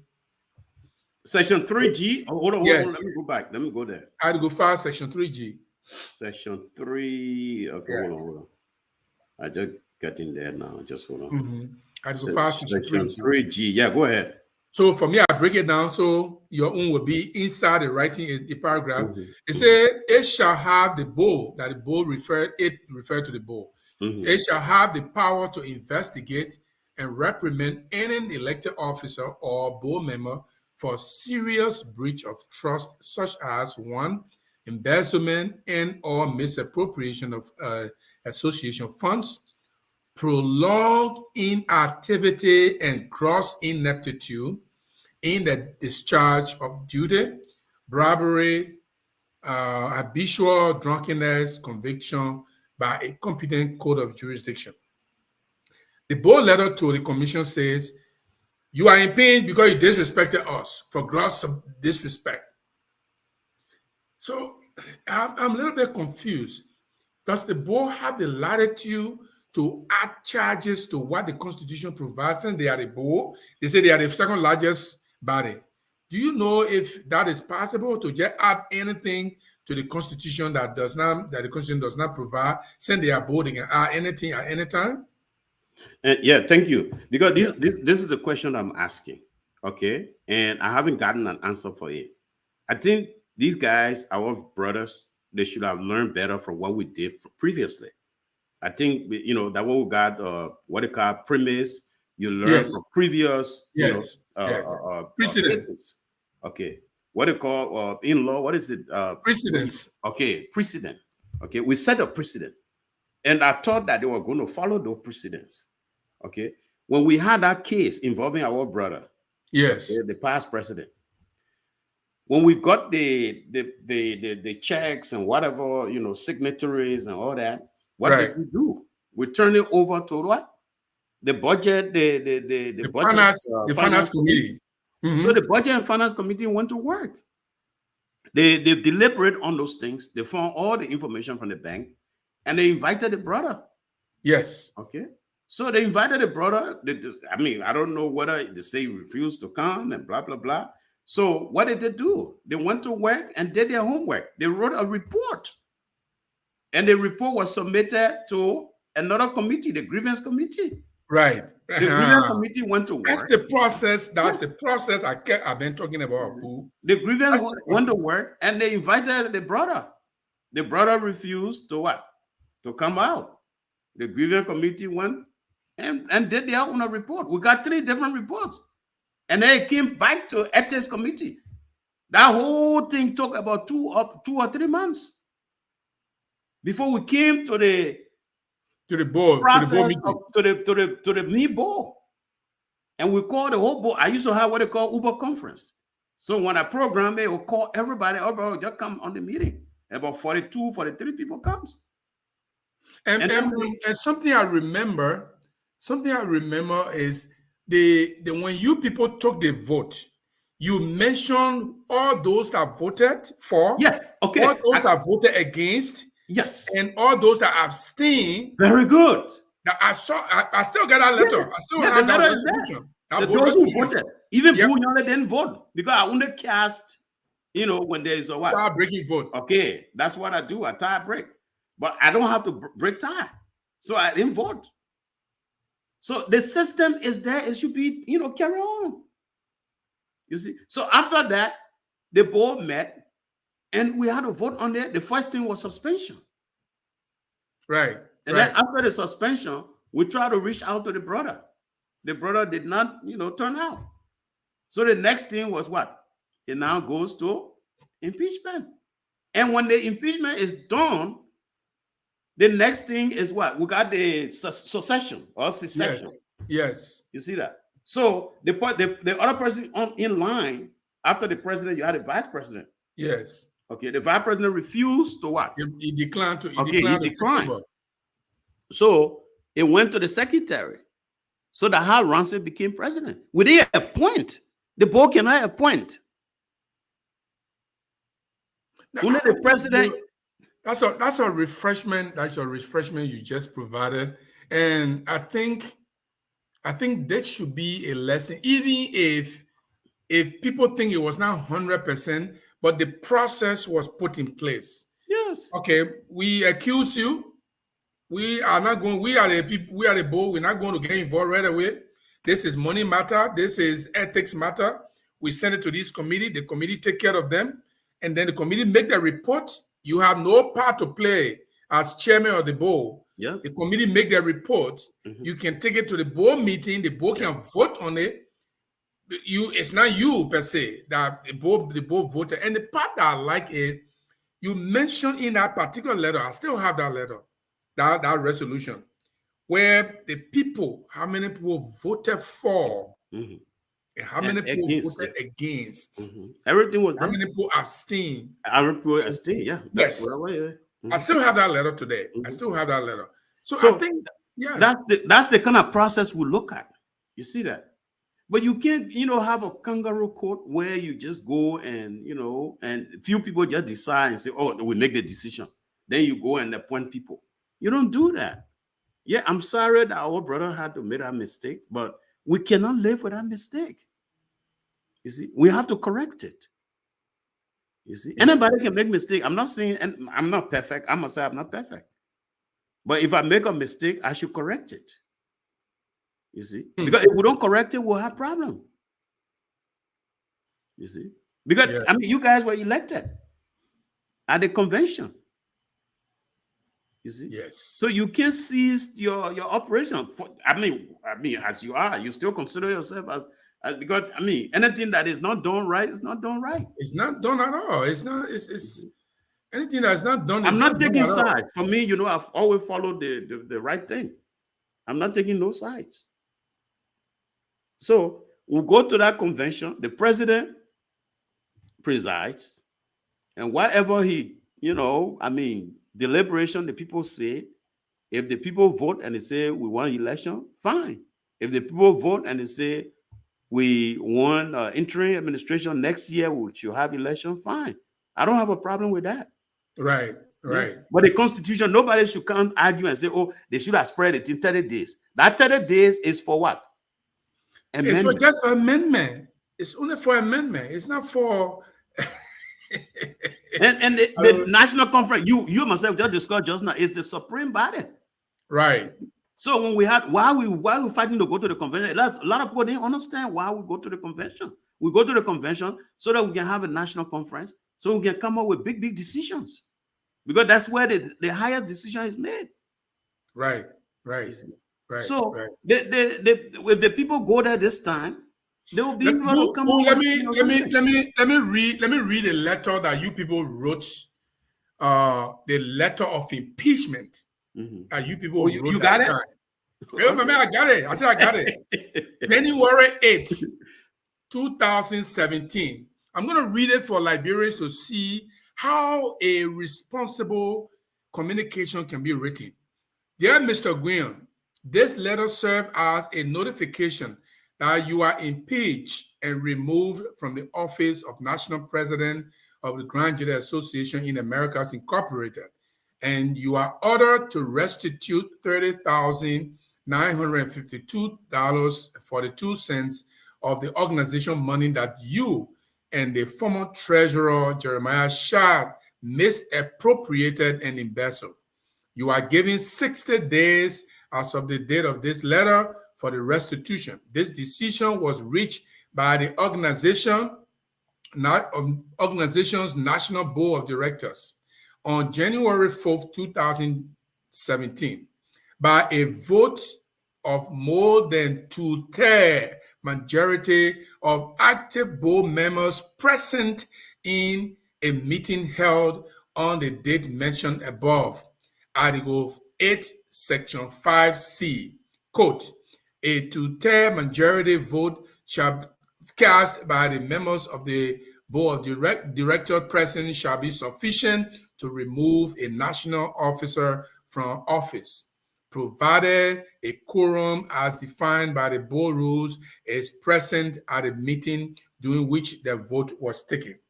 Let me go to the place you all name the people that voted. And that's the part I like.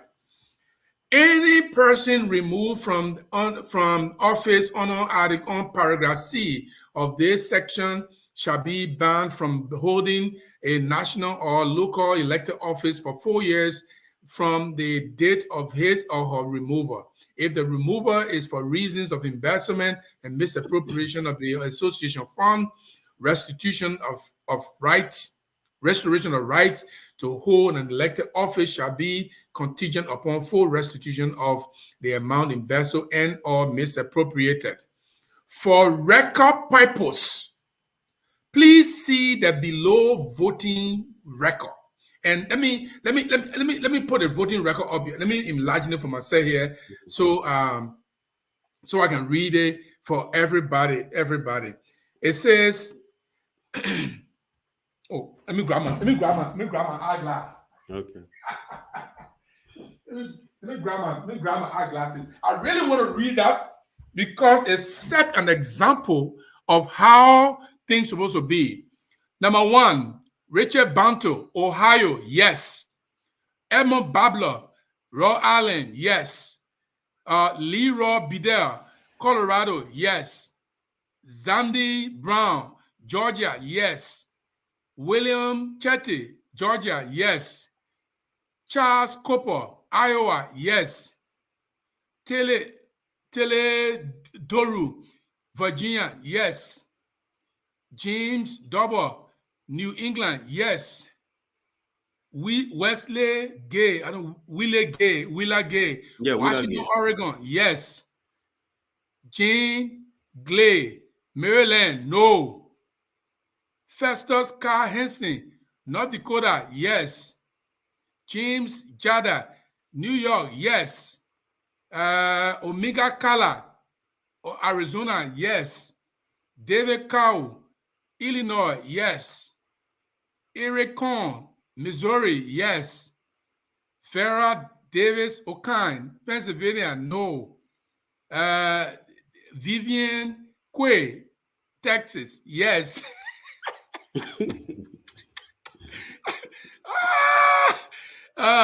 Emmanuel, no. Isaiah Quiwe, Yeah. yes. Cool. That's from South Dakota. Yeah. Yeah. Emmanuel Sacco, Arizona, yes. James City, South Dakota, yes. Comfort Suba, Pennsylvania, yes. Uriah Son, Kentucky, no. Augustine Tilly, Maryland, no. Samson Tar, North Dakota, yes. Moses Tier, Indiana, yes. Aries Temple, Colorado, yes. Isaac Vowed, Illinois, yes.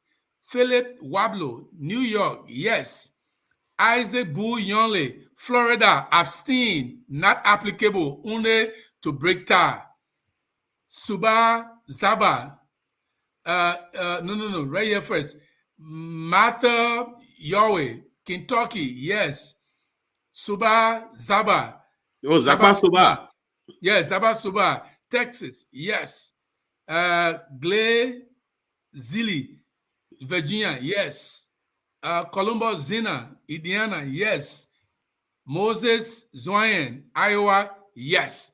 Everyone who voted was mentioned about their vote, how they voted. So, what was the rationale? Tell me, you were the board chairman at the time. Why did you people try to establish that? Yeah, as the way they wait, okay. What happened? What happened to your voice? Hold on. You can hear me? Okay, I can hear I you can now. hear you. I can Okay. hear you. Yeah, the rationale was that, you know, because of history and also for transparency, so that in the future, if there's a problem, whether the decision was taken by the board members and who board members that took the decision. And that shows responsibility too. yes, So they yes. can't come tomorrow and say, "Oh, Okay, I don't vote that time." okay, I didn't vote that time. So basically, we make sure that they are tested to that. Yes. And they also get copies of it. You see, all of them have copies. And I also make sure that I got their signatories.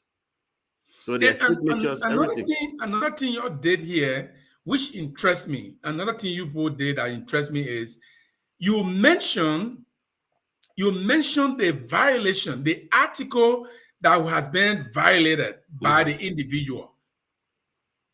So if the person committed an impeachable offense and you mention it, the person cannot argue with the Constitution. You can say in your mouth, but when you don't quote the Constitution provision, that like in our case, in the Election Commission case, oh, you are impeached because you disrespect us. Where's the constitutional provision for that?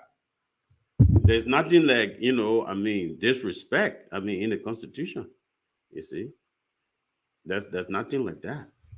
You know, from my knowledge, what I've seen so far.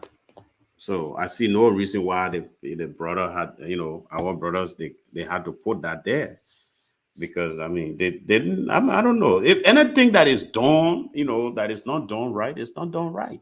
So legally, that letter, it seems to me that you people wrote it in a way to tie the legal knots to make sure that there's no loophole for lawsuit.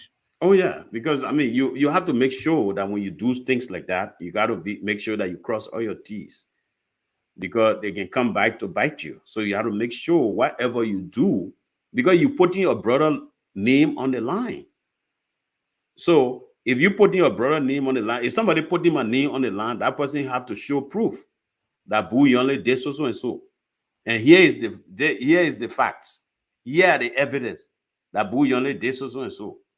But you can't just, I mean, write something on me whereby you don't show any evidence. The evidence has to be there, or else I'll take you guys to court. You see, and that's why people argue, boo. They say, you know what? You can't fight a ball and win. Let's just leave it and go. What does it do to the organization? Yeah, that's where we are today, because I flew to Philadelphia 4 times. On my own accord, on my own expense. You see, the old people, the elders called. I went there twice. And the whole thing was that you forget about the thing. The thing here, that our family thing. The Grand Leader Association was formed as a community, as a family thing, so that we can be able to help each other in this country, so that we can be able to help our people back home. It's not something that y'all got to go to court and all that kind of stuff. If brother did something, we can harmoniously, settle it in-house. You guys don't have to go to court. So who am I to say, I mean, all the people there saying it. So I say, okay, y'all do whatever you want to do, because, I mean, I'm out of it. I'll ask you one more question on this letter that you people wrote. I see here, very truly signed, Leroy Bidell, National Secretary. Signed, David Cow, Co-Chairman. Signed, Eric Kohn, Chairman, Rules and Ethics Committee. And then approved, Isaac Bull Yonly. What is the essence? Because in the letter that was written to the Election Commission, only Omega Carlos signed. Yeah, okay. Why you have to go through all these people must sign? What is the essence? What's the importance of it? you see, I'm not trying to boast, but I come from a background of administration. You see, my old man was a town chief. He was a clan chief. He was general town chief, clan chief, paramount chief for Chien Chidom, Chien District, Grand Jide County for many years. And when my father was chief, when I was a young man, after school, I used to go, my old man used to call me to do what? To do detection, to write rid of someone, rid of arrest. Can you imagine a little boy writing rid of someone? The Pape had one tape, he bought one tape writer for me. And I used to type, and people used to come to be what kind of small people you're typing like that? And you know, I would get it rid of I see why you can type. I see why you can type very well. Typing the rate of arrest. When they look at the man who typing the rate of arrest, they say, God damn it. The messenger will be standing right on top of me, man. Make him not red arrest. I'll go and do the thing quick. You know, you put the paper in the typewriter and do it like this, and then you type. Yeah. And the old man will get detention. He's not educated. Yeah, the old man is not educated, Gerald, but he's very smart. You know, the man was interpreter for Grand Jide way back before even going to the chieftaincy thing. So he will tell me after doing everything, he said, read it. Then when I read it, he said, no, I didn't say that. That's what I say. Yeah, that thing you put over there, no. So these are things, that's where my procedures and all those kind of things came from. You see that? And the thing about the old man is that you are the son. If you do wrong, the old man will what? He take action against you. Right. Yeah. At one time, I said I wanted a bicycle. He said, okay, I can buy the bicycle for you. But are you prepared to face the consequences if you hit someone? I said, yes. It's okay. Let's sign a paper. So I wrote, he said, okay, I, Isaac Bull Yonly, hereby, forfeit that if I do so and so, if I hit somebody, I'll be responsible. Sign it. And I signed it. And one day, I was riding my bike. I went all the way to Swear area there. You know, when you pass the market going to that area, way down, the other side, Boyne down there. I was going that area, my man, and one car passed by me from PTP. There was a lot of dust, my man. One woman was passing. I hit that woman, my man. Right away, the people on the police people were there. That time, Zwedu were well organized during Abbott White time. So right away, they said, who are you? I called my name and said, oh, you're Chief Yonly. I said, I beg you, you guys just tell my father. So they get the information to the old man. The old man said, okay, what is the consequences of this? Let the man go and face the consequences.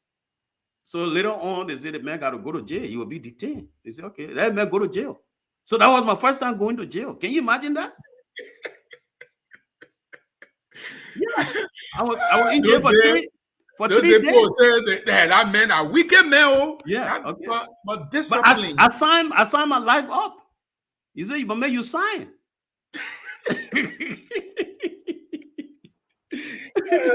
Boo, let me ask you one more question on this letter. And this letter is very rich in terms of significance. During this time, Ominka Kala voted yes. That means he participated in the entire process. Eric Kuhn voted yes, and that means he voted and he took part in the entire process. Ase Vought took part in the entire process. Moses Wayne took part in the entire process. Why do you think that they will know that there was a process, a decent process that was set in place? Why would they not advise that it should be taken into consideration at this time? Yeah, it's all these things has to do with guidance. Maybe there was nobody there to guide the process. You see that? So probably they were rushing, there was kind of a hesitant, and there were so many things. So there were not a lot of people. Before then, the poll was, it was massive. It was rich. You see, you got a lot of people. You got people that Leroy Bell there. You see, the Peking has a PhD now. Yeah. You got a lot of educated people around. So, at that time, when I say Richard something, Donto, somebody Lidell, will all come the and boys were there. contribute. You see that? So this time you got very few people, and they just want to maybe make that decision quick and get on it. But Somebody say Irekon is wagging the dog.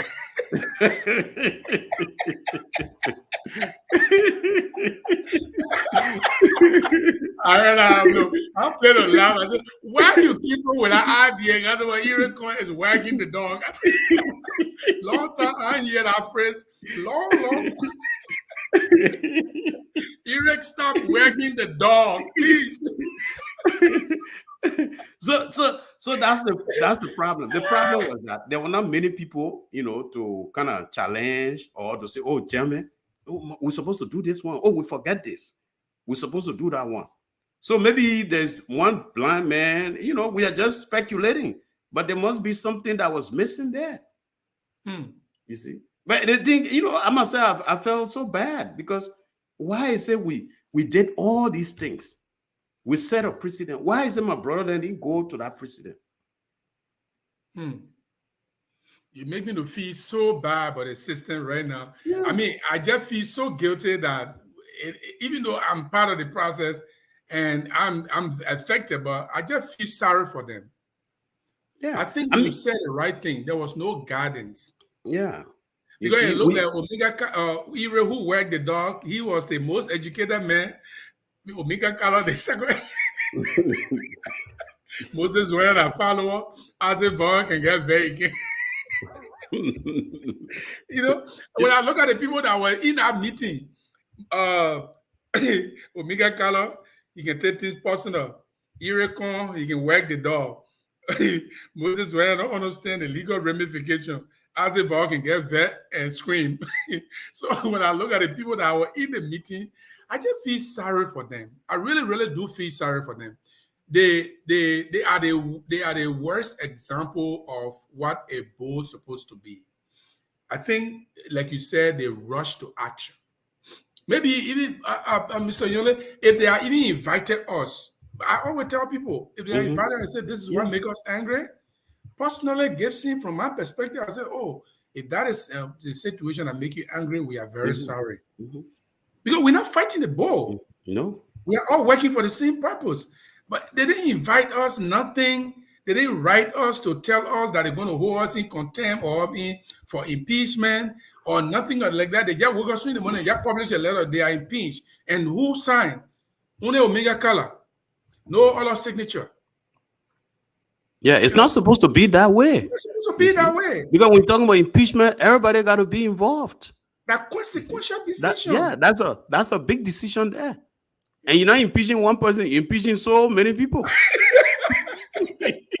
You impeach all 4 people. Yeah. 4. And playing with the people repetition. We Yeah. come to the organization to participate, to make your organization the way we want it to be the best. So if you start to play with people repetition like that, I always tell people the situation, the process we're going on, the time it took, it was thorough in a sense. It was really, really thorough. Because it came from one committee, went to another committee, then before it went to the full bench of the board, before the board voted, and the board took the time to write, and people who were supposed to sign, they all signed, that resolution. So I mean, our whole aim is not to kind of make the brother to look bad, but we just wanted to, kind of set, precedent, because those things been going on for a long time. It's not Fred. It's not our brother Fred alone, because the corruption thing in the organization have started a long time ago. You see. But the other people, they get away with it because there was nobody to stand up. You see, nobody to stand up to it. Even the Nyanu, I'm sorry to say, Mr. Nyanu was not even 100% clean. You see, if you check, there must be something too that he might have, overlooked. You see, he has his own enemies or his detractors. Right. You have people like Joseph Solo and Jackson's left, Towa. Those were the big those were the two guys that were fighting your man Nyano. Nyano, he let us see those two people. So they point out a lot of things about Nyano. If you read it, you'll be surprised. Joseph Solo, the guy, may his soul rest in peace. You see? So these are some of the things we're talking about. Not everybody who is clean. It's just that at their time, there was nobody to stand up to them. Yes, that's true. That's so true. all the people then got a pass. It was just unfortunate for our brother Fred. You see? That Bull Yonly had to come in. You see? And because of the training I got from home, you know, I can even punish my own daughter too. Oh yeah. Oh yeah. That's what can happen. Is he like George Julie? We were talking about how she used to punish her own children. So when you see her, when she's judging cases, you know how she used to behave to her own children. You know, I really thank you for coming on, and you will come back and we'll do series to different parts of the Constitution. I mean, the fact that the Election Commission is affected today, and I'm part of the Election Commission. I'm really not looking at. I'm looking at the constitutional things that we need to educate our people. Our people don't know these things. They don't know these things. They don't know. No.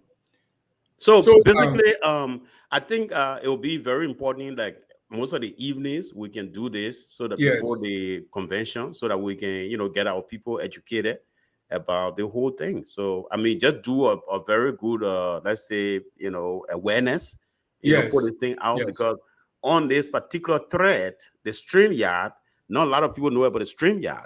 Yes. So the best thing is to put it on Facebook under your Groove FM, and then do a very good distribution, a very good sharing.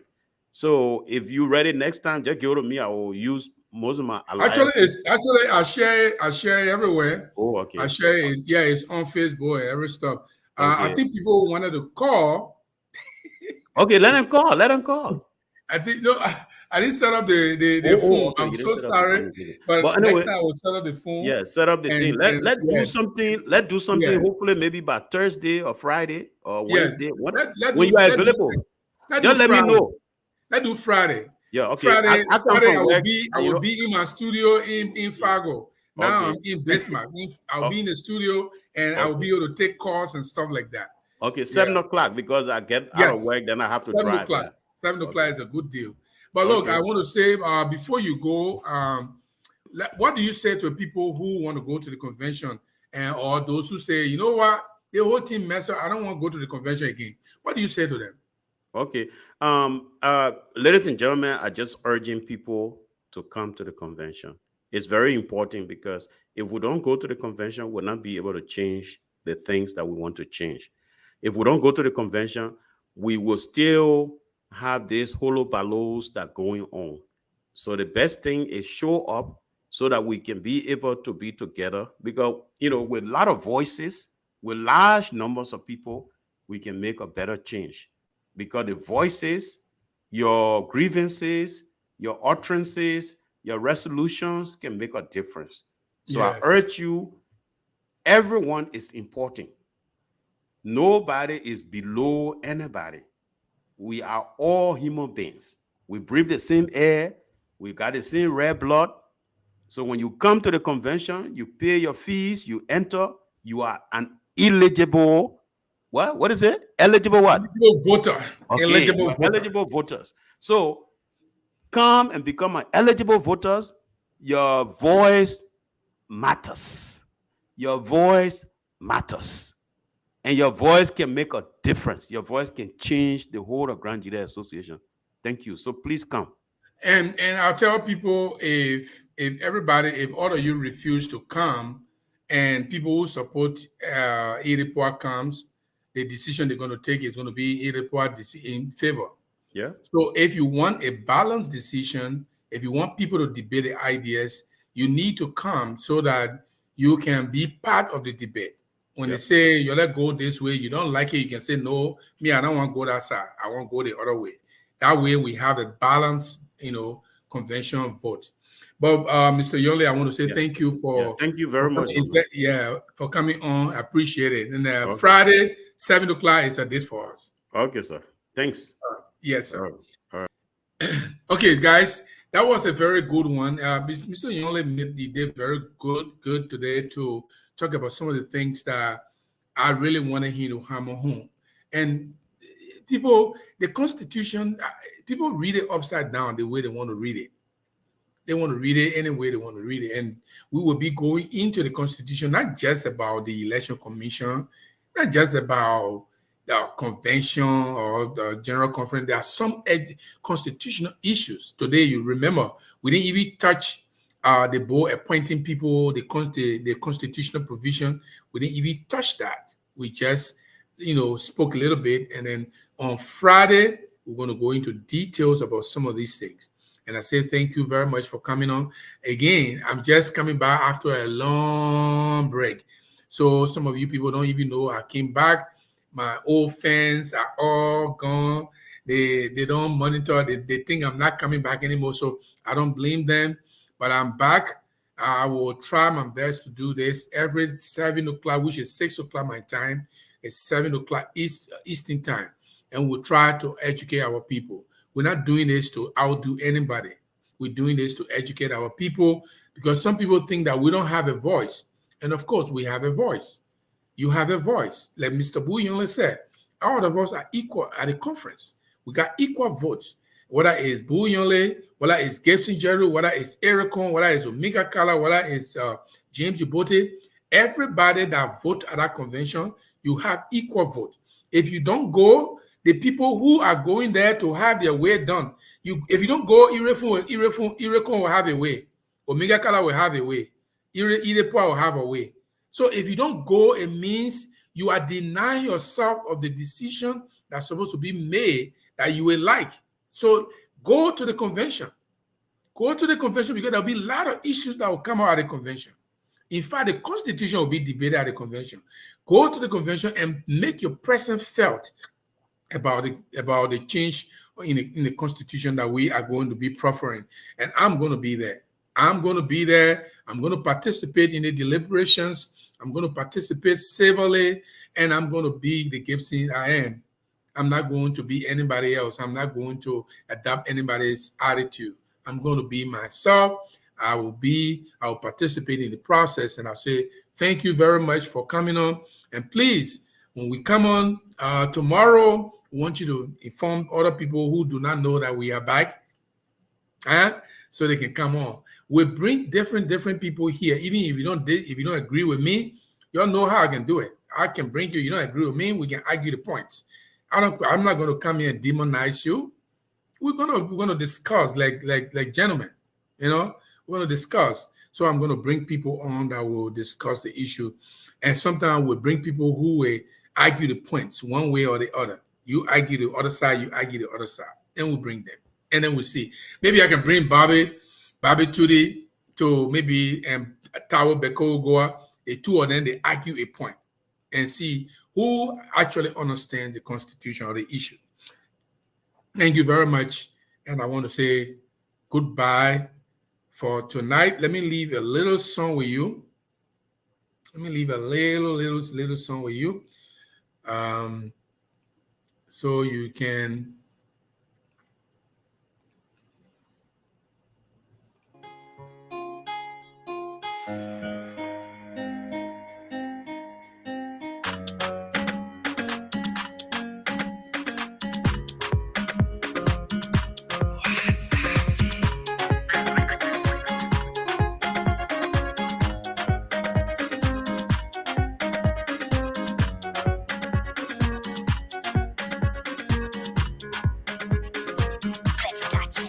When I look at you, I see the ever-very air I breathe. I see the sun, girl, how you shine on me. Nikonzima kwa sababu ya wewe tu. And when you talk to me, I hear the angels, I can hear them sing. I hear the sound of our eternity. I am blessed to be your man, this much is true. Oh, and all that I am, I will happily give to you, baby, if you'll take me, oh girl. See forever something I just can't do.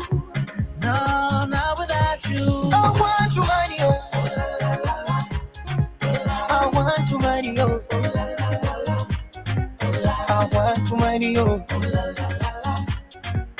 Atwende kwa mama papa yo. Oh, I want to marry you. I want to marry you. I want to marry you. Atwende kwa baba na mama yangu. Oh baby, hadithi utamkole. Oh baby, lo najisi amkongea. Oh baby, yalo ndani ya mtima nikueleze how I feel. Venye kupenda maradhi ya moyo nitampenda nani? Sumfupa mwenzi ukibogoyo utantesa hani. Vile mate wanakumezea, kuto wanakumendea, ni pressure kizunguzungu. When you smile, when you smile,